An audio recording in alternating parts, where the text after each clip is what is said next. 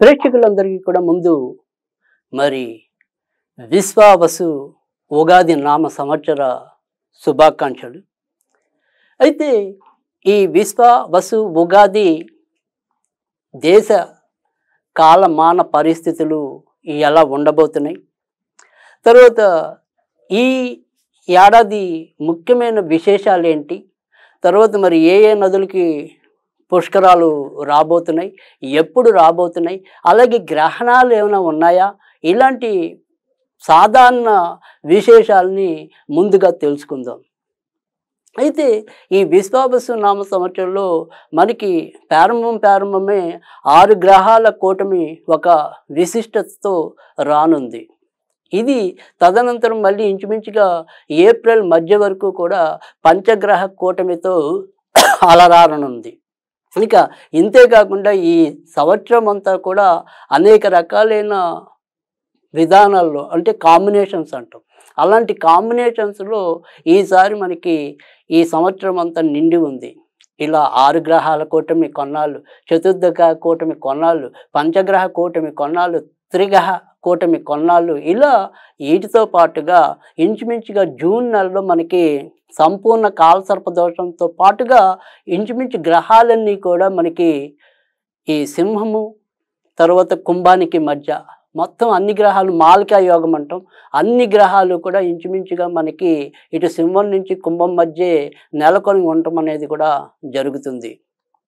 తర్వాత మరి ఈ యొక్క విశ్వావసు నామ సంవత్సరంలో వచ్చే 2 గ్రహణాలు కూడా ఎలాగైతే ఇప్పుడు ఈ సింహానికి కుంభానికి మధ్య మనకి ఈ రకమైన గ్రహమాలిక యోగం అనేది లేదా కాలసర్ప దోషం అనేది పట్టి ఉంటే, మళ్ళీ ఇదే గ్రహాలకే ఈ యొక్క చంద్రగ్రహణం అనేది, అంటే ఈసారి కూడా ఈ ఏడాది మనకి సూర్యగ్రహణాలు ఏవి కూడా కనిపించవు, 2 కూడా సంపూర్ణ చంద్రగ్రహణాలుగానే చెప్పవలసి ఉంటుంది.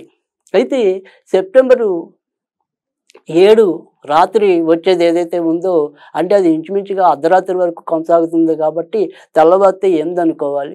ఈ సెప్టెంబర్లో వచ్చేది పూర్వభద్ర నక్షత్రం కుంభరాశిలో ఈ గ్రహణం పట్టడం అనేది ఉంటే, మరి వచ్చే సంవత్సరం 2026 ఫిబ్రవరి 2వ తారీఖు, అంటే 2వ నెల ఫిబ్రవరి 26వ తారీఖు, ఫిబ్రవరి 26వ తారీఖు వచ్చే చంద్రగ్రహణం అనేది మీకు సింహరాశిలో పట్టనుంది. అంటే అన్నీ కూడా ఈసారి కొద్దిగా సింహ కుంభరాశుల మీద ప్రభావం ఎక్కువ ఉండేలాగా కూడా కనిపిస్తుంది. పైగా ఏదైతే మరి కుంభరాశికి ఇప్పటికే ఏళ్ళనాటి శనిలో ఉండటం అనేది ఒకటైతే, మరి ఈ సింహరాశి వాళ్ళకి ఇప్పుడు కొత్తగా మార్చి 29 నుంచి అష్టమ శని అనేది కూడా ప్రారంభమైంది. కనుక ఈ సింహ కుంభరాశుల వాళ్ళు ఆరోగ్య విషయంలోనూ ఆర్థిక విషయాల్లో కూడా ఎక్కువ జాగ్రత్త తీసుకోవాల్సి ఉంటుంది. ఇక మిథునంలోకి ఎప్పుడైతే మరి మే 15వ తారీఖు, అంటే ఇంచుమించు మే 14వ తారీఖు అర్ధరాత్రి మిథునంలోకి గురుడు ప్రవేశిస్తాడు. అప్పటి నుంచి మనకి అంటే మర్నాడు రోజు 15వ తారీఖు నుంచి 26వ తారీఖు కూడా 26వ తారీఖు వరకు 12 రోజుల పాటు మనకి సరస్వతి నది పుష్కరాలు రాబోతున్నాయి. ఇక ఈ నెలలో కొంత జ్యేష్ఠ మాసంలోను, తర్వాత మార్గశిరము, తర్వాత వచ్చే మరి మాఘమాసంలో కూడా కొంతవరకు మరి ఈ యొక్క మౌఢ్యములు కూడా రానున్నాయి. ఇవి ఈ రకంగా మనకి ముఖ్యంగా ఇప్పుడు వచ్చే ఈ ఉగాది యొక్క విశిష్టతలు.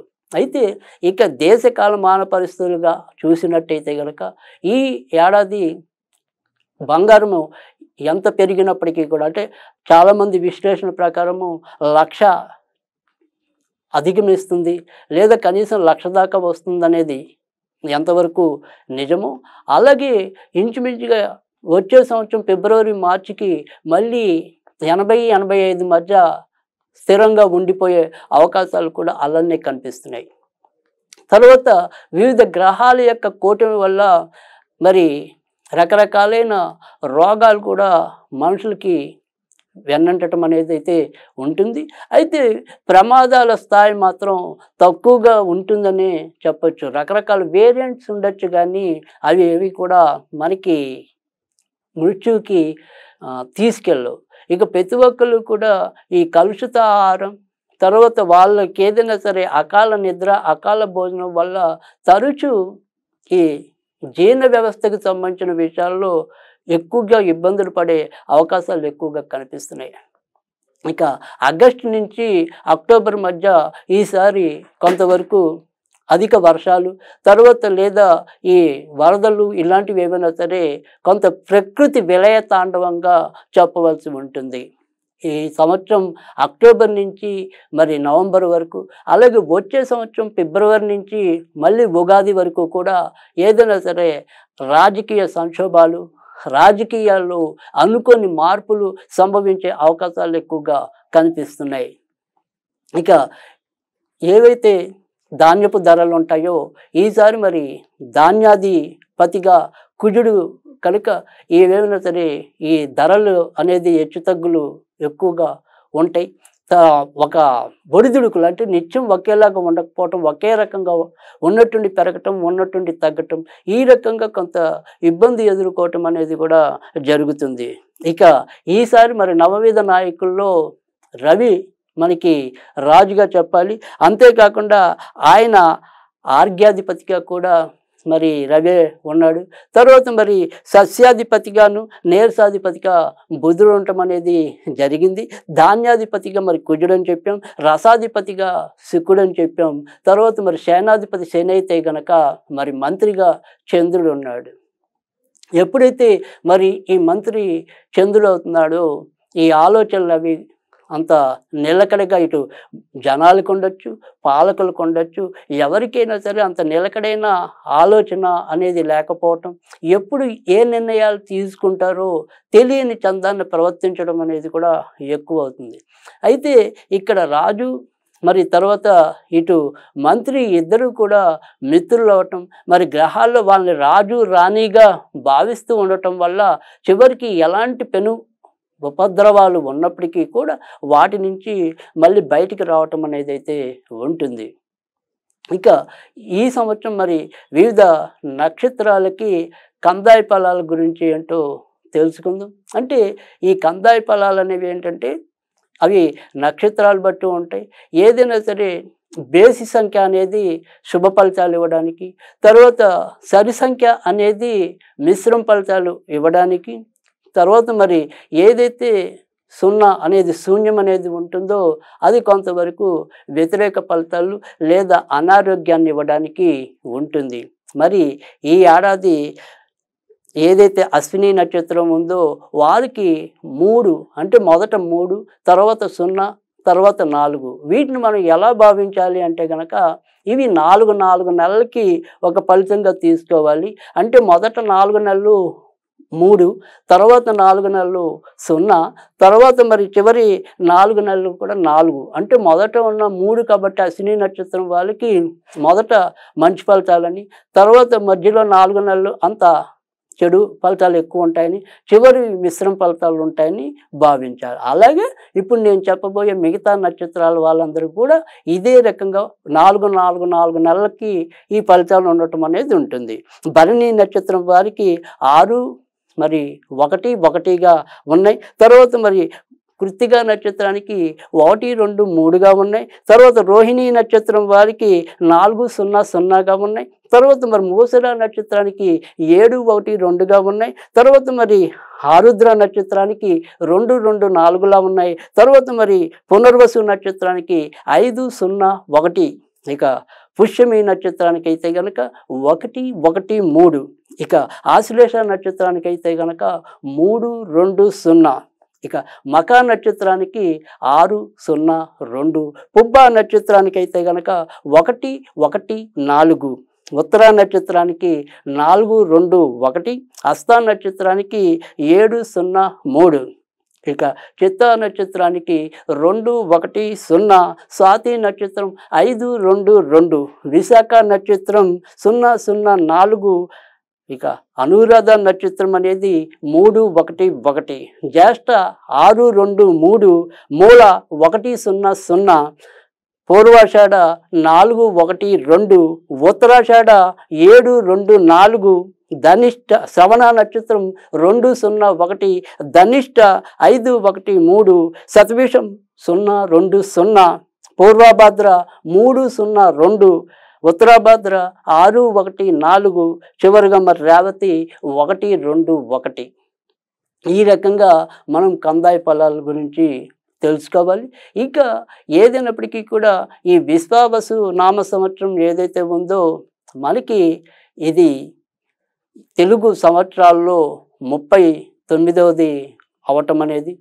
తర్వాత ఏదైతే మరి ఈ యొక్క సంఖ్యాశాస్త్రం ప్రకారం కూడా చివర ఏదైతే మరి 2025 అనేది కూడినప్పుడు అది 9 రావటం అనేది. కనుక ఇటు 3 గురుడు నంబర్ అనేది, 9 అనేది కొంతమంది ప్రకారం కుజుడైతే కొంతమంది శుక్రుడు. కనుక ఏదైనప్పటికీ కూడా ఆర్థిక అభివృద్ధి పెరగటం అనేది ఎలా ఉంటుందో ఇబ్బందులు కూడా, ప్రమాదాలు కూడా అదే రకంగా రావటం. తర్వాత ఎవరైతే మరి ముఖ్యమైన సెలబ్రిటీస్ అనుకోకుండా వాళ్ళు అప్పుల బారిన పడటం అనేది, వారి యొక్క జీవితాల్లో కొన్ని చీకటి రేఖలు నిర్ద్వందంగా బయటికి రావటం అనేది కూడా జరుగుతుంది. తర్వాత ఏదైతే మరి విశృంఖలత్వంగా అశ్లీలత అనేది ఏదైతే పెరుగుతుందో దాని మీద కొంతవరకు దృష్టి సారించడానికి కేంద్ర ప్రభుత్వం అయితేనేమి ఇతర ప్రభుత్వాలు కూడా కొంత సమాయత్తం అవటం అనేది అయితే ఉంటుంది. సైబర్ నేరగాళ్ళు ఎంత విజృంభించినప్పటికీ కూడా మళ్ళీ అదే స్థాయిలో దానికి వీరు ముందు ప్రణాళికలు కొంతవరకు రచించడానికి, అంటే టెక్నికల్గా మనం ఎంతో కొంత బాగా ముందుకే పరిగెత్తే అవకాశం కూడా ఈ ఏడాది ఎక్కువగా కనిపిస్తుంది.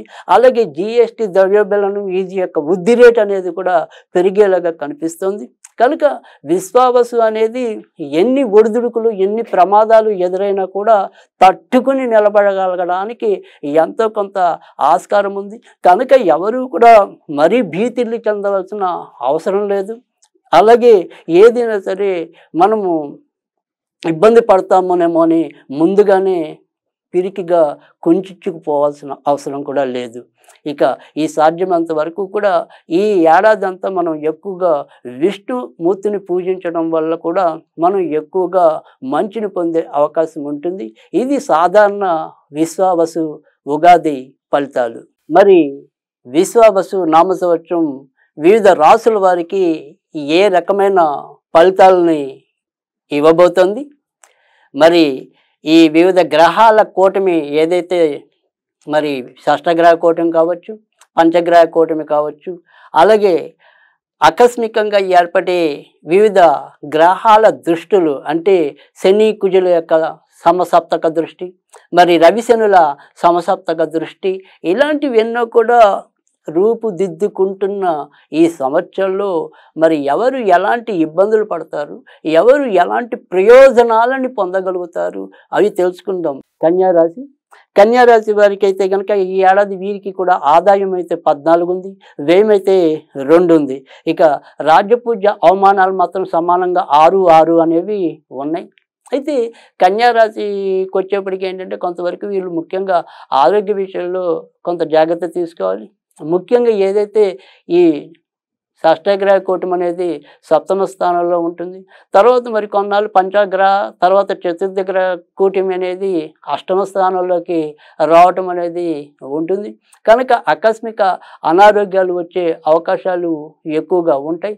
భార్యాభర్తలు మధ్యలో ఒకళ్ళు కొంత దూరంగా ఉండవలసిన పరిస్థితులు, ఉద్యోగాల రీత్యా అవ్వచ్చు, ఇతరత్ర కావచ్చు. కనుక ఆ రకంగా కూడా కొంత ఇబ్బంది ఎదుర్కోవటం అనేది జరుగుతుంది. ఇక ఇప్పటికే ఎవరైనా సరే మరి విడాకులకి ప్రయత్నిస్తున్న దంపతులు ఎవరైనా ఉంటే మాత్రం వారికి ఒక స్పష్టమైన పత్రాలు లభించడం అనేది అయితే ఉంటాయి. ఇక సంతానం ఆశిస్తున్న వారికి మాత్రం కొంత ప్రతిబంధకాలు ఏవో రకంగా ఎదురవటం అనేది అయితే ఉంటుంది.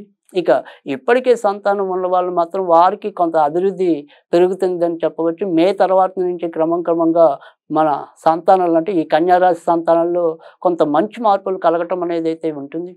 విదేశాలకి వెళ్ళాలి అనుకుంటే మాత్రం తప్పకుండా సాధ్యమవుతుంది. తర్వాత పార్ట్నర్షిప్ వ్యవహారాల్లో ఉన్న వాళ్ళు మాత్రం ఏవైనా సరే కొంతవరకు ఇబ్బందులు ఎదుర్కోవటం అనేది ఉంటుంది. నవంబర్ నుంచి వచ్చే సంవత్సరం జనవరి వరకు కొంత ఇబ్బందులు, అలాగే ఇప్పుడు మే నుంచి మరి జూన్ మధ్య కొద్దిగా ఇబ్బందులు అధికంగా ఉంటాయి. వీరు ఈ సంవత్సరం అంతా కూడా మరి ఎక్కువగా దుర్గాదేవికి సంబంధించిన పూజలు చేసుకుంటే ఎంతో కొంత ప్రయోజనం ఉంటుంది.